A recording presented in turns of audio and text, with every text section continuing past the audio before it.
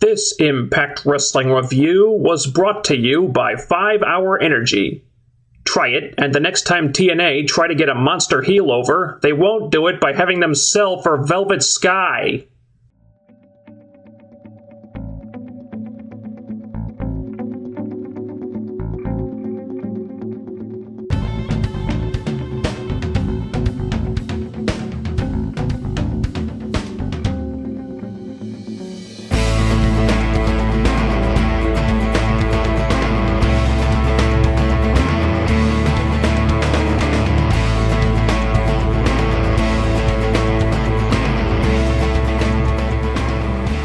One of the most overused tropes in wrestling these days is the heel authority figure. It seems like everyone goes to the well with this one way too much, and the whole thing has gotten really played out. Now, granted, this problem is not as bad as it is in WWE, but still, it was kind of refreshing when Dixie Carter didn't appear this week. Considering a lot needed to be done and still needs to be done to hype Lockdown, that was a good choice. Really liked seeing Magnus out there by himself when he confronted Joe and MVP. No hangers-on this week, no Dixie, no Spud. I know that's part of the whole paper champion gimmick, but damn it, the guy needs to stand on his own at some point. So I was happy to see this. Also happy to see that contract signing I talked about last week.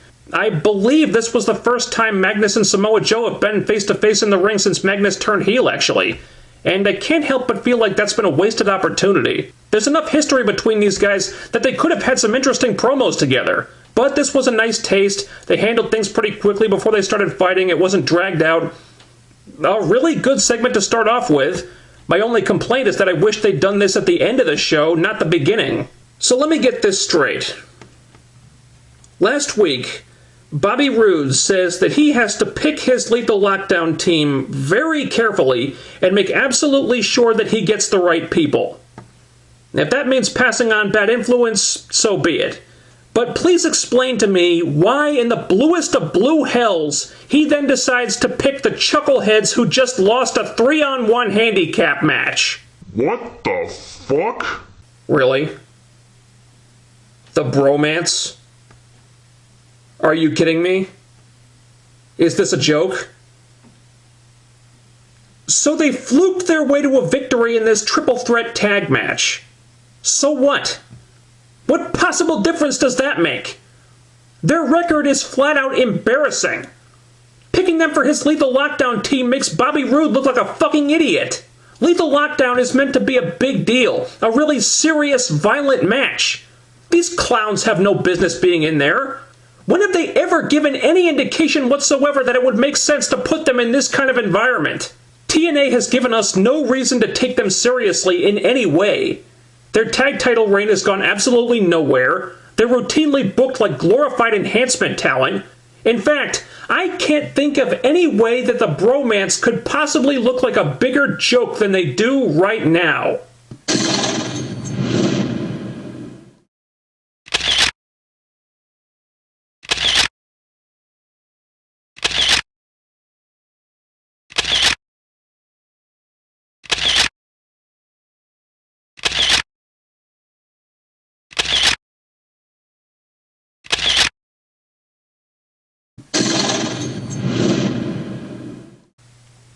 Seriously?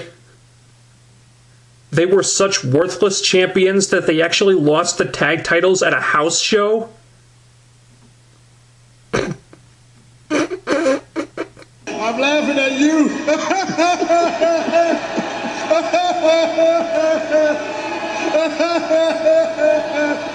Something that's really bothered me about this product for quite a while now has been the treatment of James Storm. Ever since his feud with Bobby Roode ended, it just seemed like they had nothing for him.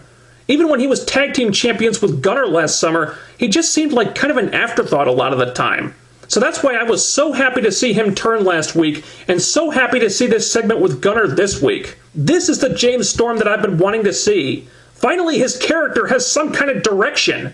And now that he's a pissed off heel, they've opened up a lot of new possibilities for James Storm. He could feud with Gunner. He could reform Beer Money, please, please, please. He'd been so aimless as a babyface for the last year, but now James Storm is relevant again. Now it feels like he matters. And because of the way they set this up, this thing with him and Gunner feels pretty hot right now. I thought Storm was really good in this segment, and Gunner was solid too. Although, something TNA need to be careful about with this former Marine thing they're playing up with him. It's not bad. It's a good way to put heat on Gunner and this feud. The soldier who went to war for his country and everyone supports him and blah blah blah. But if they beat people over the head with it, there's a risk of it becoming preachy and manipulative. And I feel like they were getting a little too close to that here. I mean, when Gunner's saying stuff like, "You're only free to drink beer because I went to war for you," that makes him less likable to me. Just something to be mindful of. Okay, the women actually did something interesting this week. We had a new knockout in the ring finally. Alpha Female and Lady Tapa versus Velvet Sky and Madison Rayne. And this match was really... Wow, this kind of sucked. My NXT Arrival stream crapped out before I got to see Paige versus Emma, but without even watching that match, I feel 100% confident in saying that it beat the living crap out of this one. Tapa is still clumsy and sloppy, she still looks like she's got no clue what she's doing.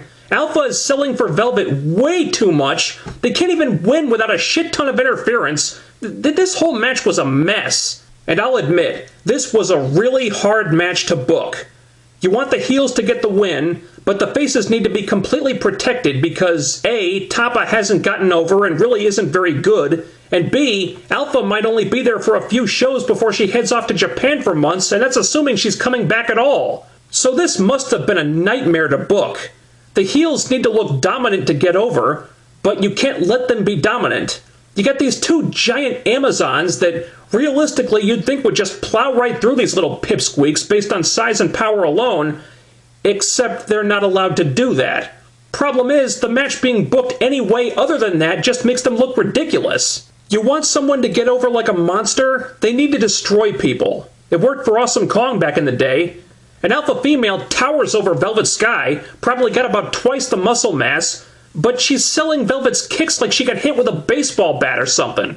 And Velvet's offense is so weak-looking in the first place that a woman that size selling that much for her, let alone a man selling that much for her, just looks comical. So the match is way too competitive, the heels only win due to a whole lot of interference, so they go over, but they end up looking like a joke in the process, which really benefits no one. When Madison Rayne is the best worker in a match, you know something's not right. Geez, Alpha Female is not off to a great start. That's 2 bad matches in a row she's had now. Man, this knockout division needs help.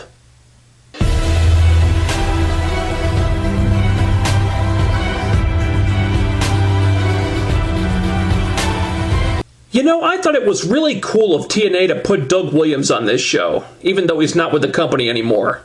What a wonderful treat this was for the UK fans in attendance, getting to see one of their hometown heroes on the grand stage. One of the few wrestlers who represent them that made it to the big time receive the star treatment and really get showcased in a special way that could make them all so very, very proud. Ladies and gentlemen, I'm afraid I've got some bad news. So they sent Doug Williams out there just so EC3 could troll the shit out of the audience by beating him in under 2 minutes. That was fucking priceless. If it was anyone else doing that, it might have bugged me. But the EC3 character is so perfect for stuff like this. I loved it, man. This was hilarious.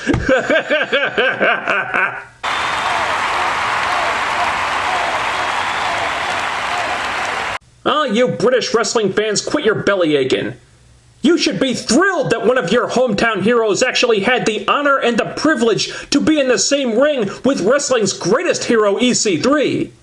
But instead, you boo just because he doesn't win the match, when you know very well that a victory over the god among insects that is EC3 was never possible even in your wildest dreams.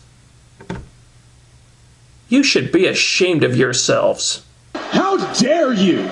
Boy, it did seem like TNA were in a real trolling mood this week, didn't it? If it wasn't the fans in the Wembley Arena, it was the internet community.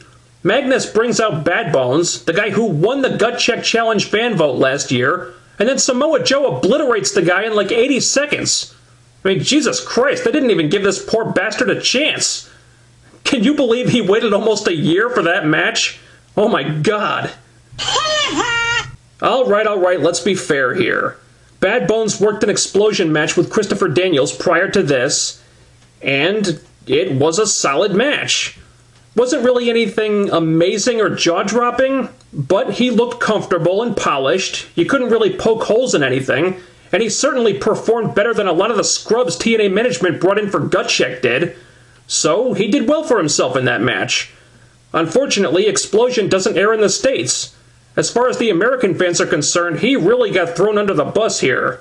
And if you thought TNA were done trolling people by that point, they weren't finished quite yet. They took a few more pot shots at the internet community during Kurt Angle's Hall of Fame induction, and they were having some fun with this. But the segment wasn't really about that. This video of EC3 beating people with the thought bubbles and the dubbed-in "This is Wrestling" chant, that was amazing. Comedy genius. WWE wishes they had comedy this good. But then we come crashing back to reality because, oh no, the internet had it all wrong and Kurt Angle's knee is just fine. And they finally make it official that it's going to be Kurt Angle versus EC3 at Lockdown. Yes! Huge kudos to Kurt Angle. He announced that match like he was super hyped up for it. Plenty of other veterans in his shoes would not have done that, but he put over the match, and by extension EC3, like they were a big damn deal. And when EC3's only been around for a couple of months, it could so easily have not come off that way. But Angle looked excited, the crowd got excited, and now I'm excited too, damn it! And despite the writer's apparent disdain for the internet community here, I love this segment. I love that EC3 is getting such a big important spot at Lockdown. I take this as a sign that TNA are really serious this time about building their own stars. They haven't seemed this serious about that in maybe ever. And this wasn't the only example of that this week. Samuel Shaw, Christy Hemme, Ken Anderson. This segment was very strange. The American Psycho gimmick is really interesting and creepy in pre-tapes and whatnot, but in the ring in front of a live crowd, it felt like something just wasn't translating properly.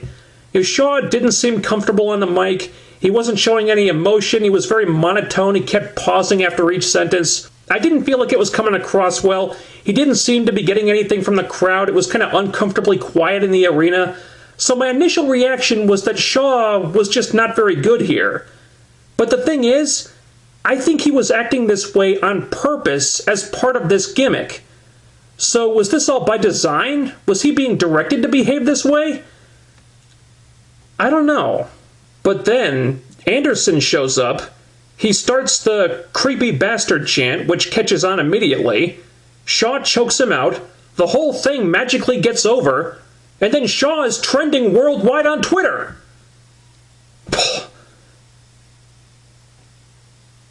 This was bizarre. Maybe this is a situation where I just don't get it. I mean, I really thought this segment was not clicking at all. But then suddenly, somehow, it worked anyway. I'm not sure what happened here, but, I mean, hey, it's a new guy getting over on a veteran, and apparently it's Shaw versus Anderson at Lockdown now, and that's okay, whatever. You know, there's not much build-up to it, and I don't know if the style Shaw's wrestling now is going to work in a cage match, but I'll give it a shot, I guess. Something TNA has a long history of is being very, very protective of any established name stars they happen to sign. Often to the point that they tend to limit the rub these people can give the TNA guys. Not in every case, but in a lot of cases this tends to be true. So imagine my surprise when Bobby Roode faces MVP in the main event this week, and in MVP's second match in the company, he does the job and puts Roode over. Stunned? You better believe it. I thought it would be at least a couple of months before we saw MVP lie down for anybody. But he did. And this told me a couple of things. Number one, the TNA views Bobby Roode as a very valuable commodity, a star, dare I say it, on the same level as the WWE imports. Number two, MVP is showing a lot of class, checking his ego at the door, seems to genuinely want to help the company grow, and seems to be in TNA for the right reasons, unlike a certain former authority figure I could mention, brother. Both things make me very happy, as did the way this main event finished. The match itself was perfectly fine, but with Austin Aries out there as the ref, you knew this wasn't going to be about the match ultimately.